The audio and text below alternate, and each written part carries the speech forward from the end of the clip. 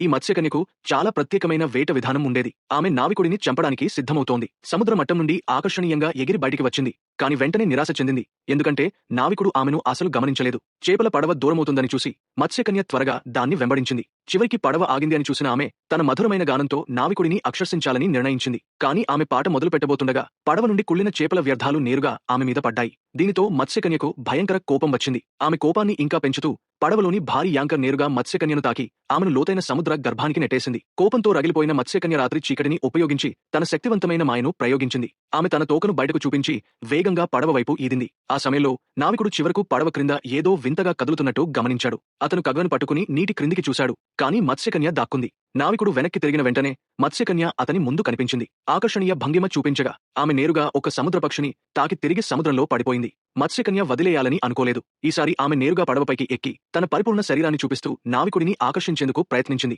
నావికుడు ఆమె మాయలో పడినట్టుగా కనిపించగా ఆమె అతనిని చంపడానికి విద్యుత్ ప్రవాహాన్ని విడుదల చేయబోతుండగా పక్కనే ఉన్న లావు వ్యక్తి ఒక పెద్ద పొయ్యితో ఆమె తలపై కొట్టి ఆమెను మూర్ఛపోయేలా చేశాడు. కాని ఆమె నుంచి లీకైన విద్యుత్తో పడవ పూర్తిగా విద్యుత్ వచ్చింది. మత్స్యకన్యకు ఇలాంటి ఉపయోగం ఉందని తెలుసుకున్న ఆ ఇద్దరు నావికులు చెడ్డ ఉద్దేశాలు పెంచుకున్నారు. కొద్దిసేపటి తర్వాత మత్స్యకన్య అయోమయంలో మేల్కొంది. ఇద్దరు నావికులు చెడు అభిప్రాయాలతో నిలబడి ఉన్నారని చూసి ఆమె బాధతో వేడుకుంది. కాని అనుకోకుండా ఆ లావు వ్యక్తి తిరిగి పొయ్యితో ఆమెను మళ్లీ కొట్టాడు. మత్స్యకన్య మళ్లీ కళ్ళు తెరిచేసరికి ఆమెను ఒక పెద్ద ఆక్వేరియంలో నిర్బంధించి పడవకు విద్యుత్ సరఫరా చేసే యంత్రంగా ఉపయోగిస్తున్నారు. అప్పటినుంచి ఆ ఇద్దరు నావికులు బార్ యజమానులుగా మారిపోయారు. అకస్మాత్తుగా తెలిసింది ఏమిటంటే ఈ ఇద్దరు నావికులు తేడా అని.